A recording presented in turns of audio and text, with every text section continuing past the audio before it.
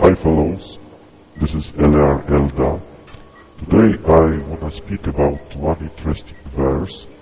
This will be 2 Timothy chapter 1 and verse 10. I'd like to stress the second part of the verse.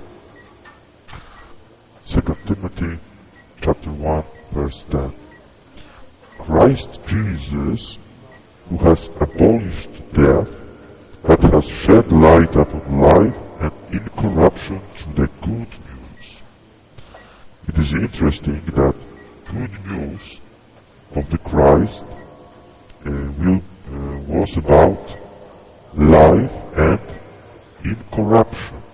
Incorruption is in Greek aphtharsia. It's incorruption, and always it is about heavenly living, about heavenly hope.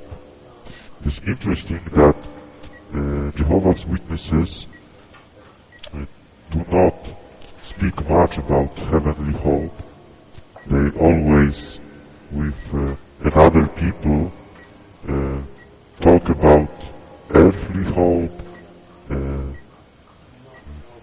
Most of them also do not go to heavens, but they think that they will live here. But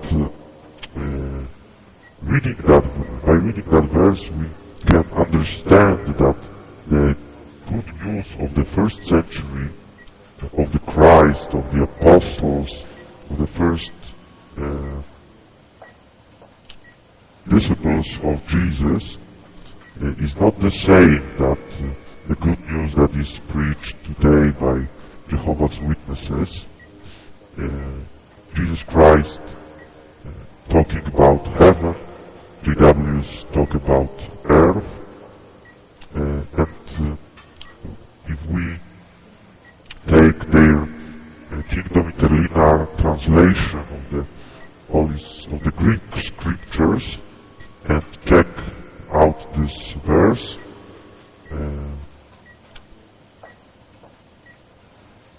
and we read here that Jesus, having turned light on, Jesus turned light on life and incorruption. But what has Watchtower Tract Society done? They just turned that light off. And from that moment, nobody, or almost nobody, can tell that he is called by God. Such a person is treated suspiciously if he is not old enough.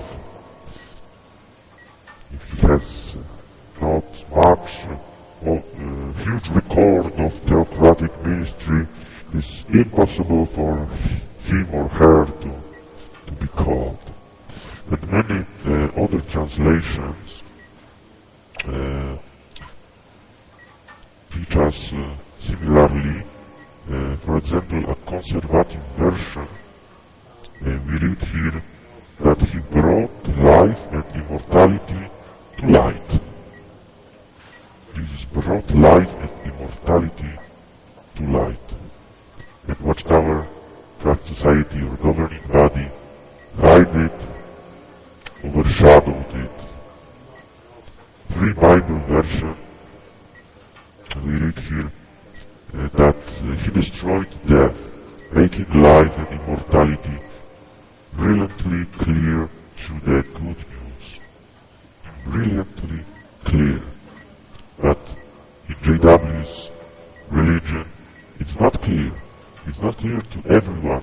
It's not accessible to everyone. It's not even understood by everyone. It is something unusual. By 20-some years that I was Jehovah's Witnesses, active Jehovah's Witnesses, because I still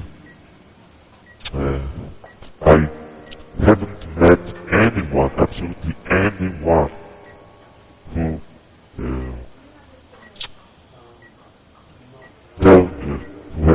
has told me that he was heavenly called.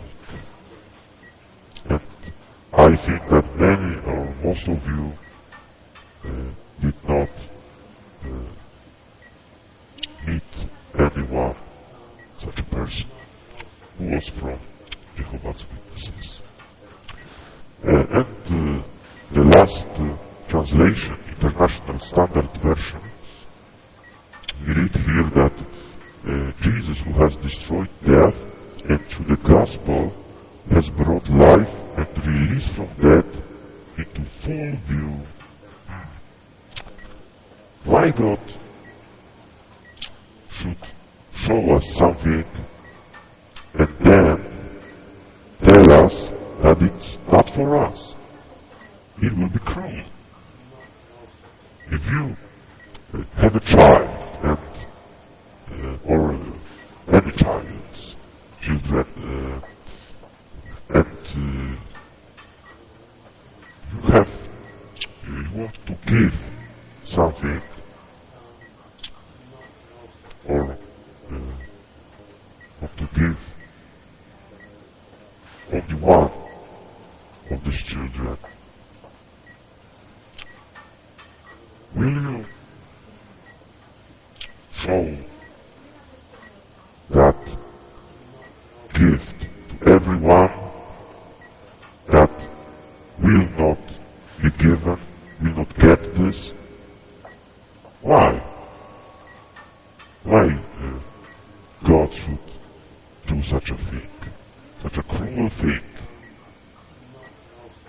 And when we read about God's children, how much love have God for them,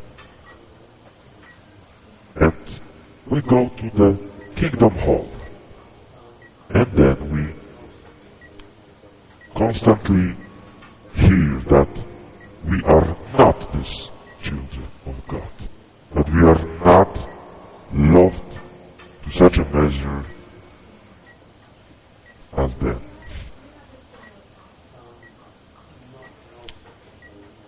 What then we should think about God? Is it just? Is it loving?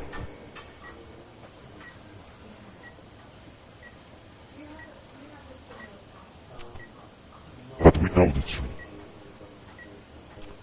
We know the truth because Jesus taught us, and the Bible taught us correctly. It's the original good news. And we can remember that Jesus has turned light on of life and incorruption to the good news. Incorruption means immortality, means heavenly life.